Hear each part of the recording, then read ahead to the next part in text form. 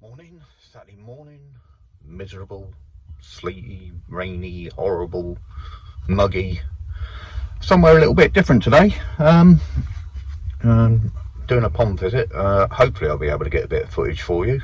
Dealer visit, I should say, sorry. My local one, which is Wimborne Koi. But with the weather the way it is, I don't know how much footage I'm going to get, but hopefully I'll get a bit for you, a bit of interest, and maybe you people out there might sort of like take an interest in Wimborne Koi and either go online or come on down yourselves. So let's get in there, and I'll get back to you in a minute.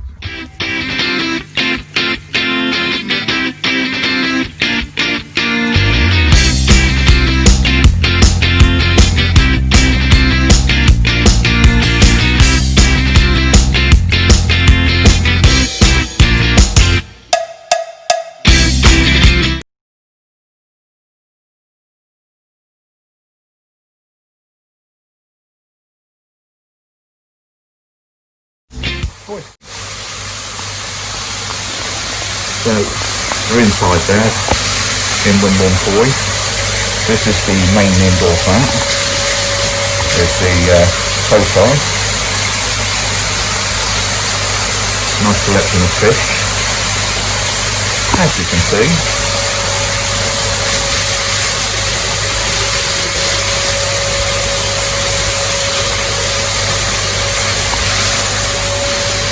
filtered by trophy drum, push through to the shower down the far end there.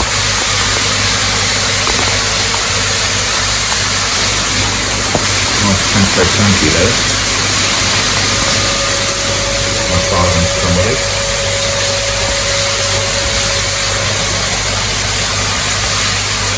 Nice showers, sorry, tanko shower I should say. And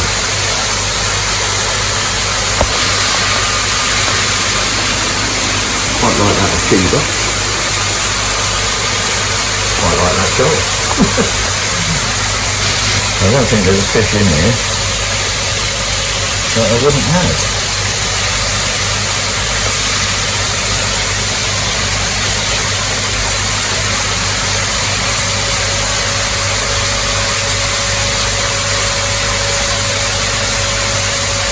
Now this place is run by Sarah and Marcus. A little bit camera shy, so they said I can do all the talking. Now, Wimborne Koi is appointment only. You have to, you'll actually come down and visit the place, it's by appointment only. So you just drop them a message, say I'd like to come down, and they get back to you normally within a couple of hours, and you can sort of like discuss when you can come down and see the visit. Easy enough to find. And like I said, very, very friendly, very, very helpful people, very knowledgeable. And really, I mean, the quality of the fish in here is second to none. And in my opinion, the prices are probably some of the best in the country. Nice tag over there, look.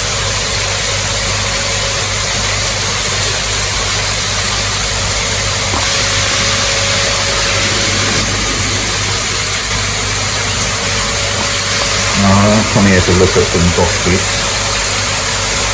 and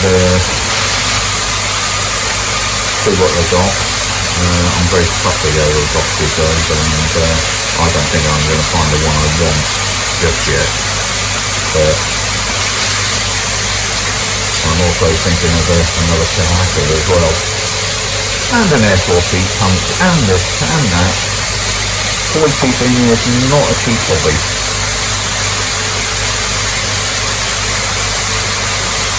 Spinning around, let's go to the youngsters. So we've got quite a few youngsters in here, quite a variety.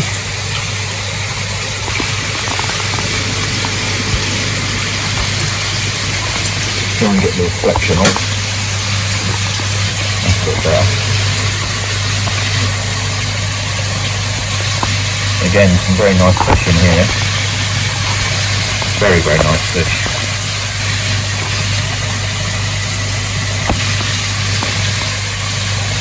some nice ogongs. Quite a few ogongs actually, so if you're after an ogong, give Wimborne Koi a call.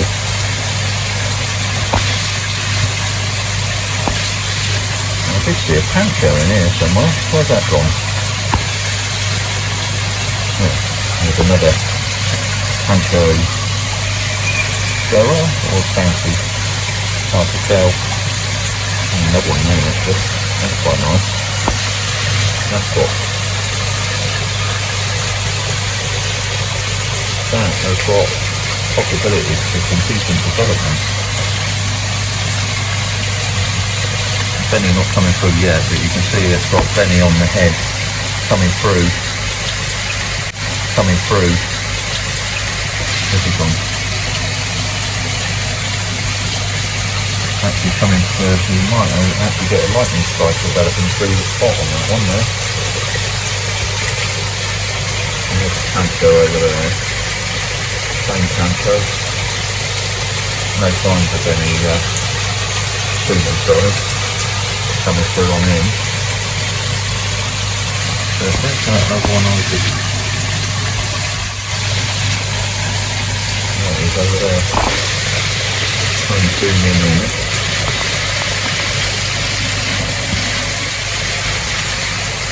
Yeah, like I said, that has got quite a bit of potential for some very decent development. So if anybody's interested in something like that, like I said again, just pop on the website, have a little look. All the fish are on the website.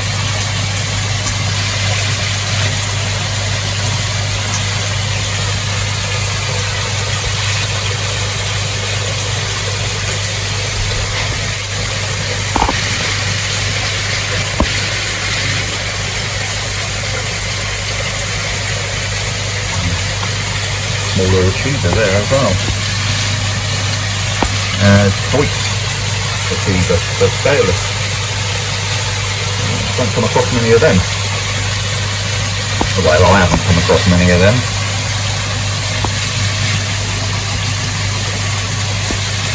And I do like Deutsch as well.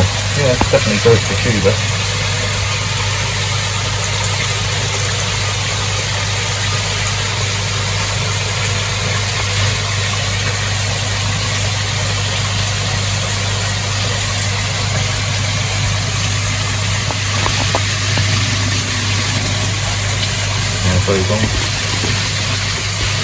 Quite decent size. There's some jumbos in here actually, Sarah was saying.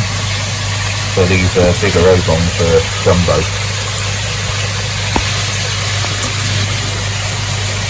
And then they're all the same age in here, so you can tell they're off the jumbo breed.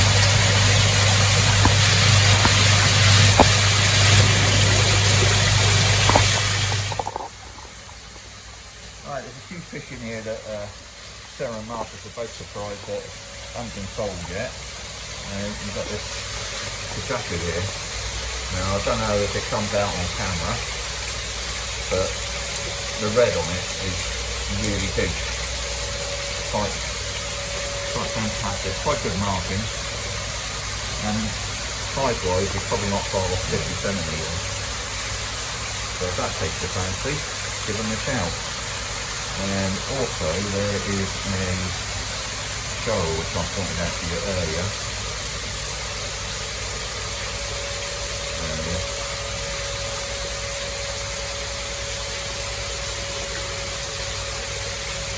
He's 60 plus. One of the more expensive fish they've got here, but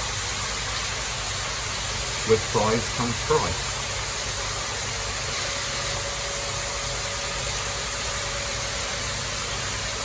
So there again, I like that one as well. So both of them could be a good bargain for somebody. Right, just come outside, and this is the main outdoor vat where all the big boys are kept. Well, not all the big boys, there's a few smaller ones in here, but there is some quality fish in here.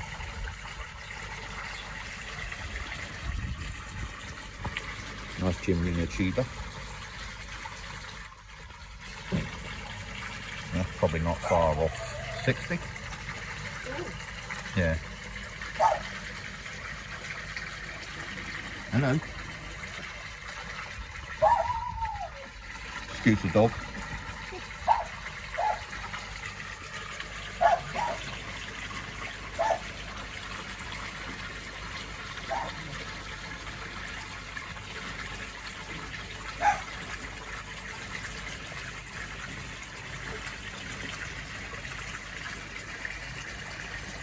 There's some absolute monsters in here.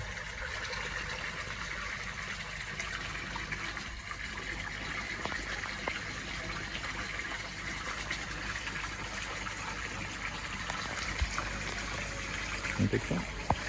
How big do you reckon that is? We were 70, that was 65 last time we measured it. It's not far off 70. What is that? That's a ogon, is it? Yeah, and then you've got the male Momatara. That's a male. What, that's a male Momatara? Sorry, I was just chatting. So we've got the male Momatara there, which, yeah, like I said, I was a bit shocked when she said male. Yeah, great body for male. Very, very good body for a male. And then you've got some big ogons down there, and they've seen it's 65 last time you measured it? Yeah. Yeah, so they're well past 65. I wouldn't be surprised if that's 80.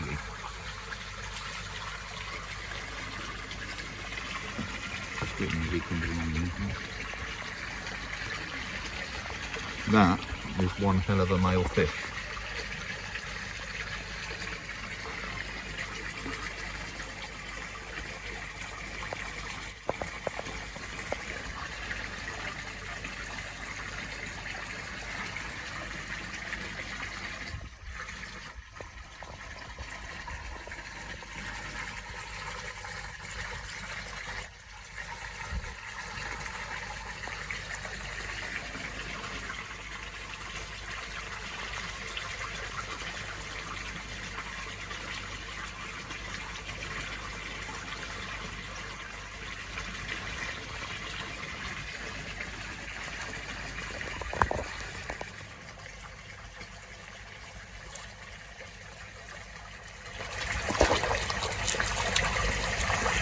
All the fish in here are fed on Probites. This is Probite Summer Mix.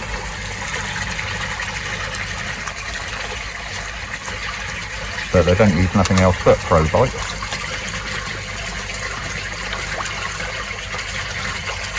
Get the odd shrimp treat.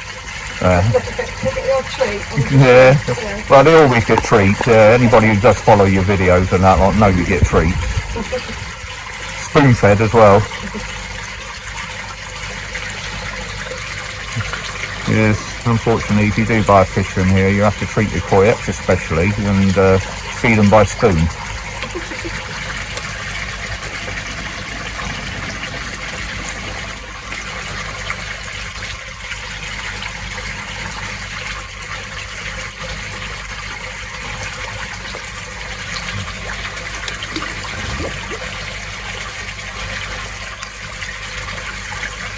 They definitely enjoy it though, don't they?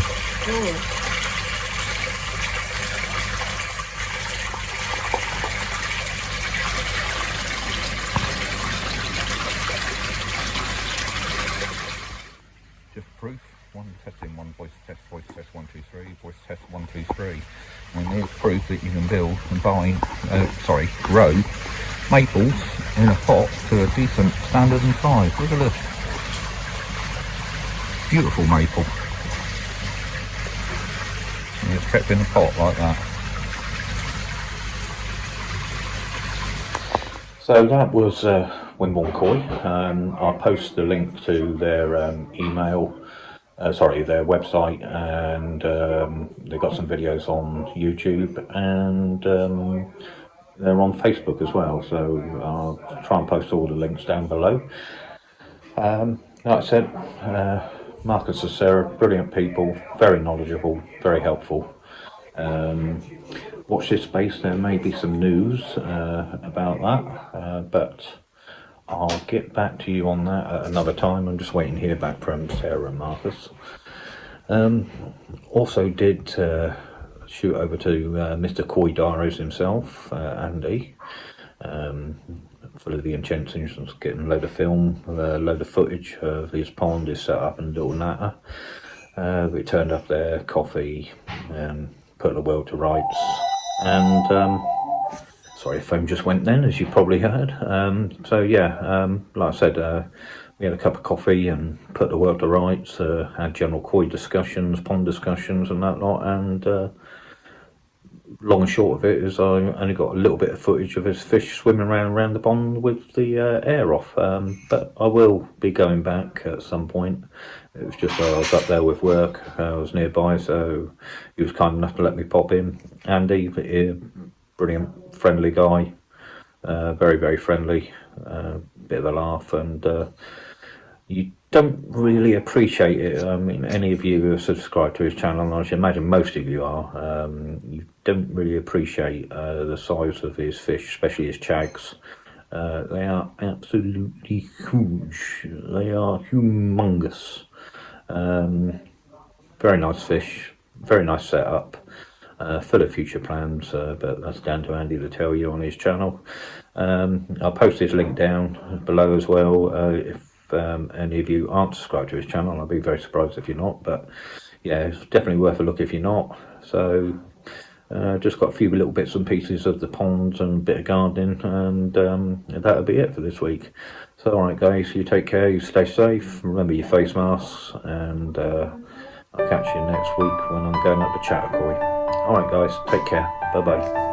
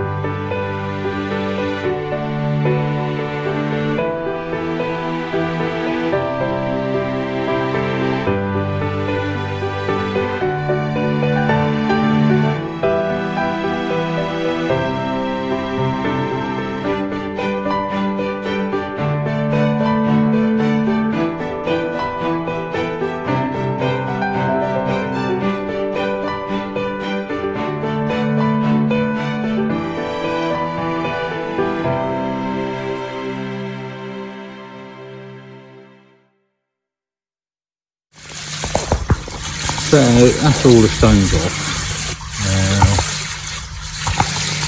When I was filming, I don't know whether you can see the fish, I'll check the film back later.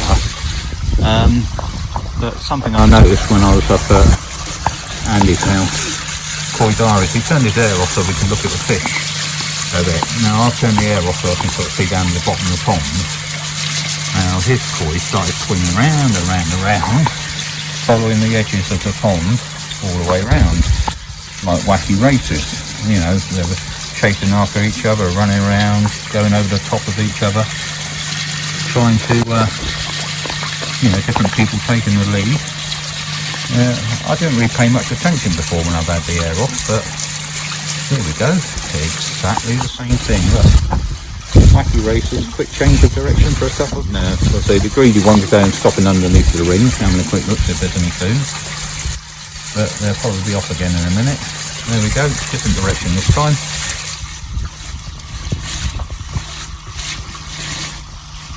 Never noticed that before. Why, when the air is off, do they do this? Anybody got any ideas?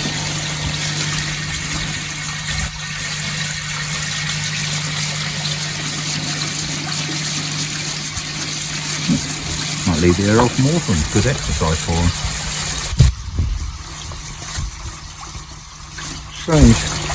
Strange behaviour, strange animal. A little tip for any of you who have got any of the Nexus stores, probably already thought of it yourselves, but when you're dealing with blanket weed, giant blanket weeders at that, on the intakes here it tends to clog up, and no amount of suckling and that lot seems to shift it. So I've got my cartridge at wash, running through the dechlorinator, so you know, it's not going to harm your media too much. And all I do is just kick the drummer thing and it knocks off all chips. I have already done this, but I'll just kick the sort of film. Just run it around the edge of the drum and this knocks off any of the dead signs or living blanket weed you get blocking your inlet.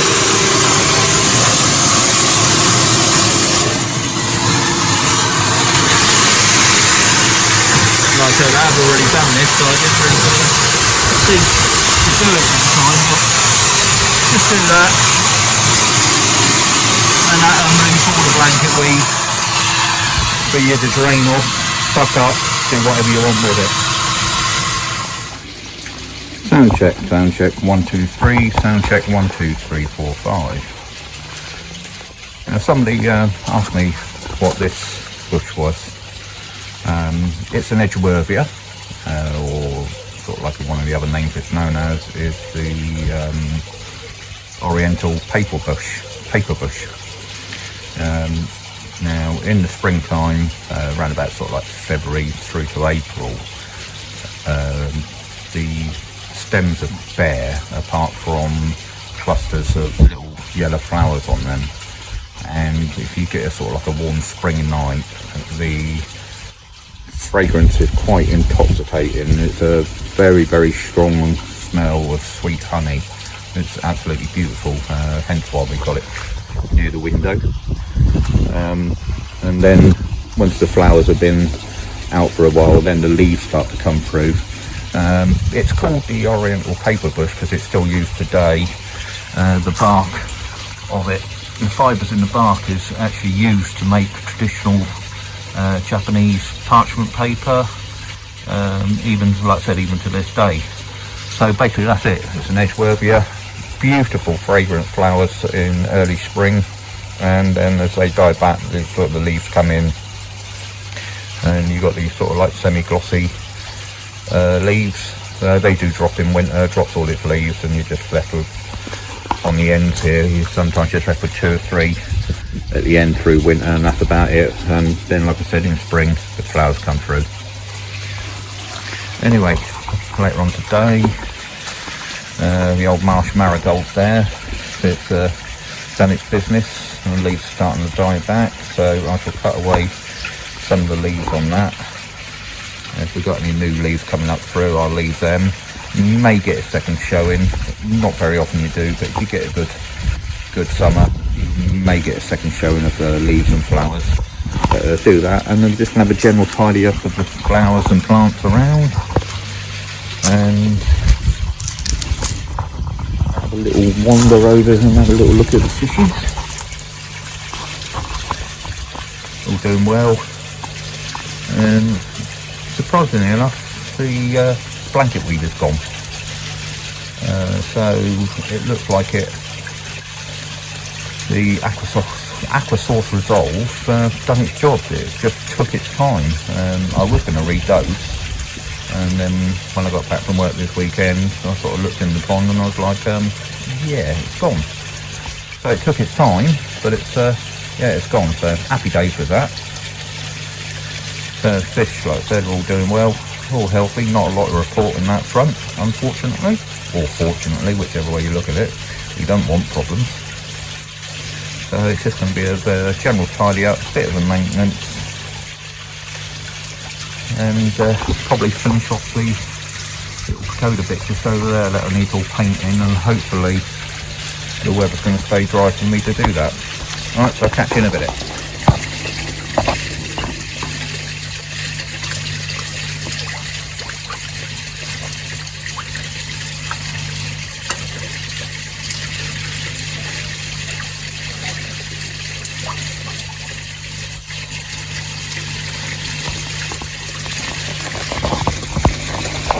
So as you can see, I've cut the marsh marigold back.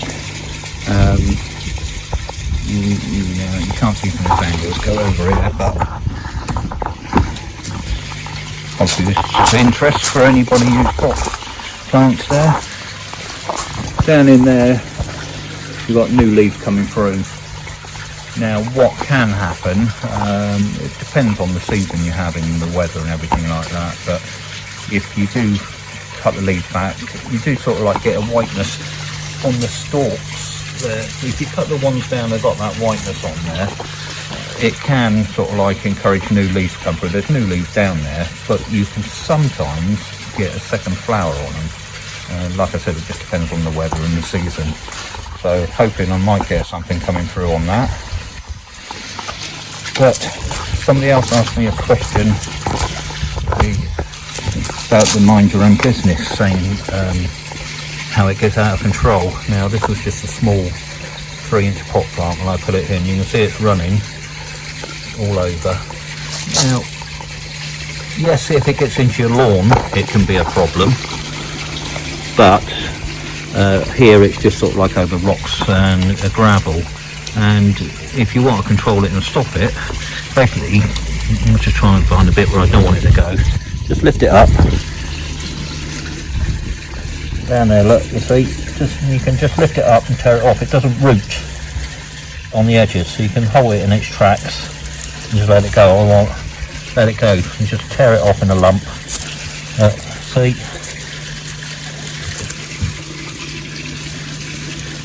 Tear it off in a lump and just dispose of it. So it's quite easily controlled over rocks and gravel. Now it's when it gets into your lawn. If you've got a lawn, it's when it causes problems. So if you're going to put mind your own business in around the edge of your pond, cover up your rocks, soften the edges and things like that, then just make sure you've got plenty of gravel and rocks for it to go through, and just stop it from coming in towards your other plants and your lawn. Like I said, once it gets into the lawn, you never get rid of it. Some people grow lawns of this. Well, why not, I suppose? Different, same as it's sort of the same as people who have these thyme lawns, where you get the nice smell when you walk over them. But great for backy showers. You see how well that's growing there since I put that in. It's coming right out and starting to spread right down. And it does help with the nitrates. So it's doing its job, and it's going to cover up the backy shower. Somebody said to me about putting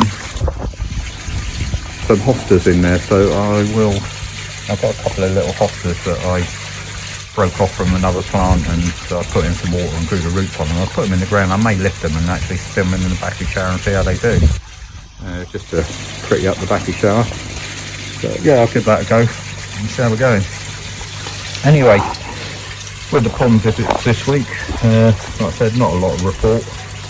You know, fish are all doing well. Let's give the filters another clean in a minute.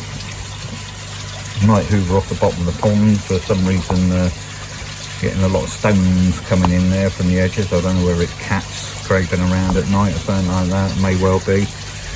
But yeah, water's all good. And I said earlier, the blanket water's all gone. Fish are all healthy. They're all feeding. So this week, not a lot. Next week, I'm going to be going up to Leicestershire, up to 20 Koi HQ for the Koi virtual photo show results. Hopefully I'll get a bit of film from that, and hopefully you'll get to see a few people who, if you follow a lot of koi channels, you may recognise their voice. But we'll see how it goes. Hopefully the weather's nice, and it'll be a nice day. Alright guys, have a good weekend, stay safe, remember to wear your face masks, and I'll catch you next week. And as a lot of the pond videoers say, keep on ponding. Take care, bye.